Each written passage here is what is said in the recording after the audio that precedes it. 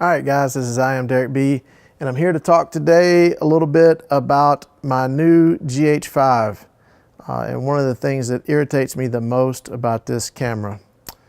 I'm coming from Gh4s. I've been shooting with these for a while. I have a couple of these cameras, and I got my new Gh5 and I love the camera. The image stabilization in this camera is just incredible.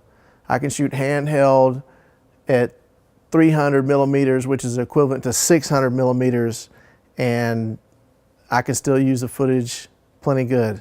The camera is phenomenal. My biggest complaint, like I said, is just with something in the menus, and it's really a difference in the Gh4 and the Gh5. And I'll show y'all what I'm talking about right now. Okay, I use this a lot. I go to just my quick menu, and you can see right now it's shooting 96 at 23. So it's 96 frames a second, and it's conforming to 23.98 for slow motion. And I can go to my quick menu, and I can drop down and select another frame rate. And so right now we're shooting, this is just 23 frames a second. All eye at 200 megabytes a second. And then when I go back in the menu, I can go right back and shoot slow motion. So I use that a lot just to switch in between slow motion and regular speed. Now, when you take the Gh5, let me turn this off. Okay, and you try to do this in the Gh5. You go to quick menu, and you come down here, and even though I had the frame rate set up, it's not in here. So let me show you what you have to do to set this up. All right, there we go. Okay, all right, I set it.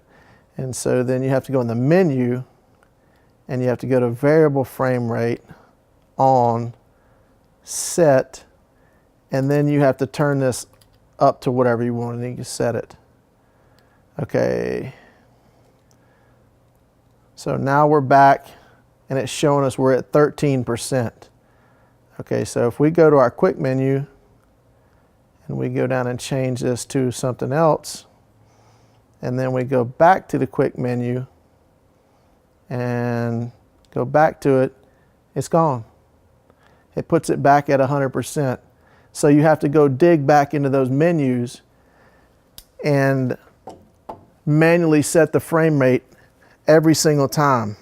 And that is the biggest problem that I have with this camera. Now you can set it up to where, like right now I have it set to where it's C1. The reason why setting up your custom menu like that is a problem is all your settings from where you were shooting don't carry over. So you have to set it up a second time. That's why that's a big problem to me. If you do a lot of fast-paced shooting, like weddings, sports, stuff like that, it's just very difficult. Anyway, that's the biggest gripe I have with the camera so far.